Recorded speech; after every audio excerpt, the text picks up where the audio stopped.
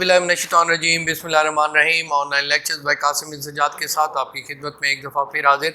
आज का हमारा टॉपिक फिर एक इसी तसलसल में है। पाकिस्तान पीनल कोड को हम मज़ीद आगे बढ़ा रहे हैं और डिस्कस कर रहे हैं। वो बेसिक्स जो हैं इसमें इस्तेमाल होती हैं, जो टर्म्स होती हैं। आज की टर्म्स भी बहुत ही अहम है, वो हम डिस्कशन करते हैं सेक्शन 26 से लेकर सेक्शन 29 तक। सेक्शन 26 है रीज़न टू बिलीव, और इसको हमें डिस्टिंग्विश करना है नॉलेज के साथ, और इसी के साथ काउंटरफीट और डॉक्यूमेंट की डेफिनेशन हमने डिस्कस करनी है। इससे पहले हम लेक्चर स्टार्ट करें तो मेरी एक दफ़ा फिर गुजारिश है कि चैनल ज़रूर सब्सक्राइब करें और बेल आइकन को क्लिक करें ताकि तमाम वीडियोज़ आप तक पहुँच सकें। अपना फीडबैक भी ज़रूर दीजिएगा और इसको मेरी वीडियोज़ को आगे शेयर करें ताकि कानून की जानकारी हर किसी तक पहुँच सके। तो आज हम डिस्कस करते हैं reason to believe. Reason to believe ये होता है कि क्योंकि पाकिस्तान पीनल कोड को हम डिस्कस कर रहे हैं तो हर जगह fraud, criminal breach of trust, dishonesty की बात होती है, मेंजरिया की बात होती है। तो मेंजरिया को डिस्कस करने के लिए रीज़न टू बिलीव, कोई शख्स को मिसाल के तौर पर आप फ्रॉड का वो मुर्तकिब होता है, तो वो फ्रॉड ये होता है कि वो रीज़न टू बिलीव होता है कि उसको ये लगता है कि ये बात सही है। मिसाल के तौर पर एक शख्स क्या करता है कि किसी औरत के साथ शादी करता है, वो उसका कॉन्ट्रैक्ट है, लेकिन वो ये कहता है कि मैं कुंवारा हूँ। तो उसने क्या किया, वो जो स्पाउस है, वो जो बीवी है, he has reason to believe that this person has not been married before. वो रीज़न क्योंकि उसने उसे बताया है कि मैं कुंवारा हूँ, तो ये रीज़न टू बिलीव है। तो वो उस धोखे और उस फ्रॉड में आ गई और उसने शादी कर ली। तो ये फ्रॉड की क्या FIR हो सकती है या नहीं हो सकती? जी बिल्कुल हो सकती है, क्योंकि उसने उसके साथ फ्रॉड किया है, वो गलत किया है। लेकिन ये नहीं है कि वो निकाह ख़त्म हो जाएगा। निकाह के ख़त्म करने के लिए आपको कोर्ट में जाना पड़ेगा और ये साबित करना पड़ेगा कि ये reason, I had a reason to believe that this person has shown me as a unmarried person and for that very reason I entered into a contract with him and contracted a marriage. तो ये मैंने आपको मिसाल दी, ये reason to believe है। इसको थोड़ा सा डिस्टिंग्विश करना है नॉलेज के साथ।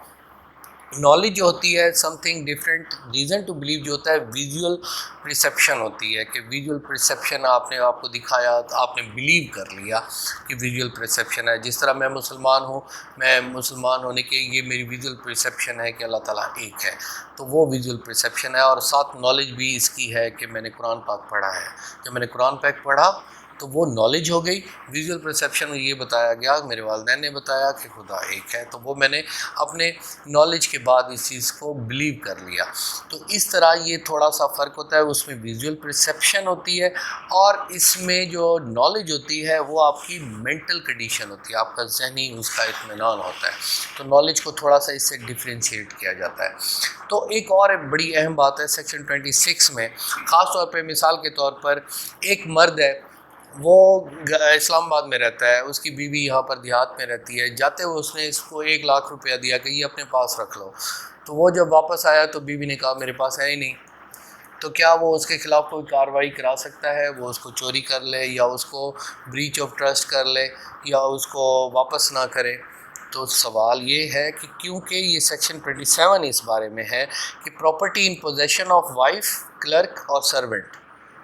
आप एक मैं वकील हूँ, मैं अपने क्लर्क को 1 लाख रुपया देकर जाता हूँ, तो वो 1 लाख रुपया उसका नहीं हो गया, क्योंकि इस सेक्शन 27 के मुताबिक ये बात है कि जिसने कोई चीज़ अपने बीवी को, क्लर्क को या अपने सर्वेंट को दी है, तो वो उसकी इम्प्लाइड पोजेशन में है, उसी असल मालिक के।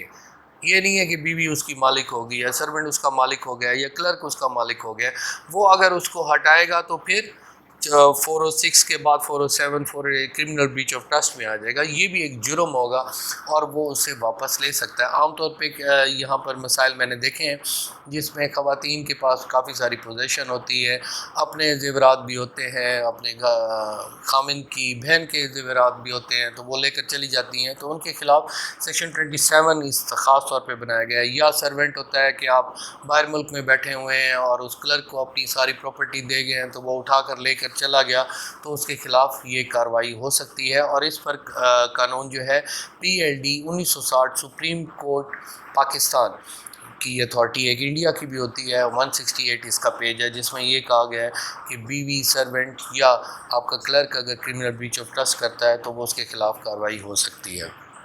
اب ایک اور یہ ہم فراڈ کو ایک قسم کی ایکسپلینیشن کرتے ہیں. کاؤنٹر فیٹ ہوتا ہے. کاؤنٹر فیٹ خاص طور پہ ایک سکہ ہے، مثال کے طور پر 5 روپے کا نوٹ ہے، تو کسی نے کیا کیا ہے کہ 5 روپے کا اور نوٹ بنا دیا ہے، تو وہ اس نے کاؤنٹر فیٹ کیا ہے، اس کو ویسی ریزمبلنس دے دی ہے. اب اس کی کنڈیشن یہ ہے کہ ریزمبلنس، اب وہ مثال کے طور پر ویسا نوٹ نہیں بناتا، ویسا سکہ نہیں بناتا، یا ٹریڈ مارک ہے. جیسے پیپسی ہے مثال کے طور پر، پیپسی کا ٹریڈ مارک ہے، ایک خاص سٹائل ہے، تو کیونکہ اس کا ٹریڈ مارک بکتا ہے تو اب کوئی شخص کیا کر لے، وہی ریڈ کلر اور بلیو کلر کا ویسا ایک ٹریڈ مارک بنا کر اپنی بوتل کے اوپر وہاں پر اس کی ریزمبلنس شو کر بوٹلنگ کر مارکیٹ میں بھیج دے، اور پیپسی کی جگہ جس طرح پی لکھا ہوا ہے اس پی کی تھوڑی سی شیپ چینج کر دے، تو اصل میں وہ اس کی انٹینشن ہوگی. ریزن ٹو بلیو ابھی ہم نے ڈسکس کیا تھا کہ لوگ یہ سمجھیں گے یہ پیپسی کی بوتل ہے تو پیپسی کو وہ خریدنا شروع کر دے، لیکن وہ پیپسی نہیں خرید رہا، وہ پیپسی، اب ورڈ یوز ہو رہا ہے PEPSI یہ ہے، تو وہ دوسرا لکھ دے PEPSE. تو کیا یہ سوال پیدا ہوتا ہے کہ کیا اس نے کاؤنٹر فیٹ کیا ہے یا نہیں کیا. اب ریزن ٹو بلیو یہ ہوگا کہ واقعی وہ صرف پیپسی ورڈ کو یوز کرنے کے لیے سب کچھ کر رہا ہے، لیکن وہ بہت بڑا ایویڈنس چاہیے ہوگا کہ وہ جو ای کی وجہ سے ہے وہ ٹریڈ مارک اگر اس کا رجسٹرڈ ہو جاتا ہے، اگر وہ رجسٹرڈ کرا لیتا ہے. ویسے یہ میں کروڑوں روپے کا آئیڈیا دے چکا ہوں، اگر کوئی شخص اس چیز کو PEPSE کے ذریعے اس کو ٹریڈ مارک کرا لے تو میرا خیال ہے وہ کروڑوں اربوں ڈالرز میں کھیل سکتا ہے، کیونکہ وہ لوگ اس کو اٹریکٹ ضرور ہوں گے، اس ورڈ کو یوز کر کے استعمال کر لیں گے. پیپسی کی ہم بوتل پیتے ہیں، نقلی بھی ہو تو ہم اس کو اصلی سمجھ کر پی جاتے ہیں، کیونکہ اس کی گڈ ول اتنی ہو گئی ہے کہ ہم اس کو یہ نہیں کہتے یہ پیپسی نقلی ہے. آپ پی رہے ہیں، میں بھی پی رہا ہوں، اور ہم یہ دیکھتے ہیں، اور یہ ہماری بہت اخلاقی گراوٹ ہے کہ ہم اس کے خلاف کوئی ایکشن نہیں لیتے. تو اس وجہ سے اگر آپ کو کوئی چیز کاؤنٹر فیٹ کو آپ دیکھتے ہیں، ریزمبلنس اس میں ہو جاتی ہے. اب ضروری نہیں ہے کہ وہ ریزمبلنس سیم ہو، اگر تھوڑی سی ڈیفرنس ہے تو وہ ریزمبلنس کاؤنٹر فیٹ میں آ جائے گا.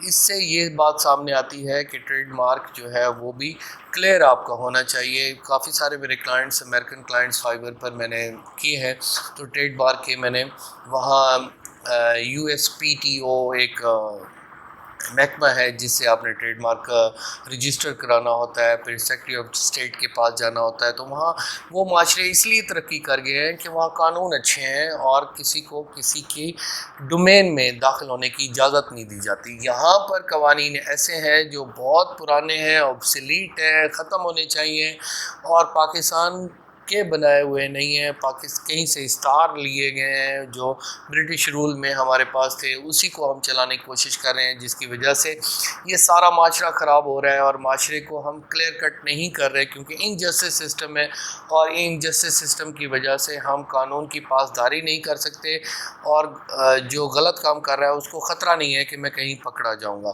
تو کاؤنٹر فیٹ پر یہ ہم ڈسکشن کر رہے تھے کہ یہ بہت ضروری ہے. اور سیکشن 29 یہاں پر جو ڈسکشن ہے بہت ہی اہم. اگر آپ میرے لیکچرز کو فالو کریں گے تو ضروری نہیں ہے کہ آپ لاء کے اسٹوڈنٹ ہوں یا لائر ہوں، آپ کو ignorance of law no excuse. اگر آپ کو قانون کا نہیں پتہ، اگر آپ ایک بہت بڑے بزنس مین ہیں تو آپ کو پتہ ہونا چاہیے کاؤنٹر فیٹ کیا ہے، فراڈ کیا ہے، کیونکہ آپ کے سرونٹ بھی فراڈ کر سکتے ہیں، کوئی بھی آپ کے ساتھ فراڈ کر سکتا ہے. تو آپ کو قانون کا پتہ ہوگا تو آپ کے جو انڈر کام کر رہے ہیں وہ کہیں گے کہ اس کو قانون کا پتہ ہے، یہ ہمیں کبھی پکڑ سکتا ہے. تو اسی طرح ڈاکومنٹ کیا چیز ہوتی ہے؟ یہ ایک any matter expressed in writing, described in writing by means of something written, letters, figures یا کوئی مارکس ہوں. ڈاکومنٹ کیا ہوتا ہے؟ ڈاکومنٹ ایک کاغذ آپ نے دیکھا، یہ تو ذہن میں دیکھ لیا کہ یہ ڈاکومنٹ ہے. اب ڈاکومنٹ کیا ہوتا ہے کہ ایکسپریشن ہوتی ہے، اس میں کچھ لکھا جاتا ہے، اور وہ اس میں ایکسپریشن ہوتا ہے، یا مارک ہوتے ہیں، یا تصویریں بن سکتی ہیں، یا ریٹن لیٹرز ہو سکتے ہیں، تو اس کو ہم ڈاکومنٹ کہتے ہیں. ڈاکومنٹ کو جب ہم ڈسکس کرتے ہیں تو پھر آگے اس کو ویلیوبل سیکیورٹی نیکسٹ لیکچر میں ہم ڈسکس کریں گے کہ ڈاکومنٹس اور ویلیوبل سیکیورٹی کیا ہوتی ہے. جیسے چیک ہے وہ ویلیوبل سیکیورٹی ہے، جیسے ایک سٹھا ہے وہ ویلیوبل سیکیورٹی ہے، وہ ڈاکومنٹ بھی ہے. ویلیبل سیکورٹی ہے، جو اس کے رائٹس بنے. تو یہاں پر ہم نے یہ بڑے اہم ٹاپکس ہیں، 3 4 کو میں اکٹھا کر کے آپ کو ڈسکس کر رہا ہوں. میں بھی سیکھ رہا ہوں، یہ ساری چیزیں میں نے پڑھی تھیں، لیکن آپ کے لیکچرز، آپ کی محبت کی وجہ سے میں نے اس کو تھوڑا پھر اسٹڈی کیا، اور میں جتنا سیکھ رہا ہوں وہ آپ کی محبت کی وجہ سے سیکھ رہا ہوں، آپ کے فیڈ بیک کی وجہ سے سیکھ رہا ہوں کہ مجھے یہ سب چیزیں ریوائز ہوئی ہیں، اور میرے ذہن میں شاید یہ چیزیں موجود تھیں لیکن میں کبھی ڈسکس نہیں کر پا رہا تھا. لیکن ان لیکچرز کی وجہ سے جتنا میں آپ سے سیکھ رہا ہوں، آپ کے کویشچن سے سیکھ رہا ہوں، وہ بہت زیادہ ہے. تو آپ کے فیڈ بیک کا مجھے بہت انتظار رہتا ہے، اور ساتھ ہی میں کوشش کرتا ہوں کہ آپ کے اندر، کیونکہ میرا جو سلوگن ہے وہ آپ کے سامنے یہاں پر نظر آ رہا ہے یلو لائن میں، کہ وہ یہ ہے کہ ہم نے جسٹس کے لیے آواز اٹھانی ہے. Love for humanity, commitment for justice, this is my slogan and has been written on the screen. اور آپ کا بھی یقیناً یہی سلوگن ہے. These videos are based on this slogan. تو اس سلوگن کے ساتھ آپ ہمیشہ میرا ساتھ دیں گے. ہم نے پاکستان کو ایک اچھی ریاست بنانا ہے انشاءاللہ. Thank you very much. Take care of yourself. اللہ آپ کا حامی ناصر. اللہ حافظ.